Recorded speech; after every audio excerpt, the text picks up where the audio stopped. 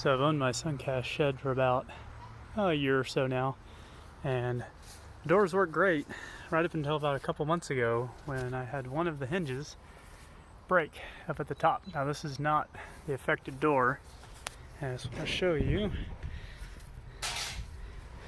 This was the old hinge, and see the way they form plastic, it's a weak point right at the top there. So it just sheared off on me, and I noticed that the right hand door was just leaning over.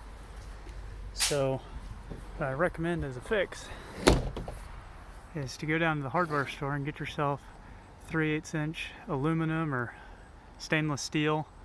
You could probably even fit in a 1/2 inch rod as well. Cut it to about 4 3/4 inches.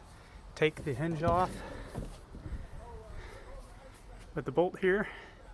It's a 11 millimeter and then Phillips on that side. Pull it off, stick the new hinge in up into the form piece, and then fit it back in. And it's a quick and easy fix. Get your door working again.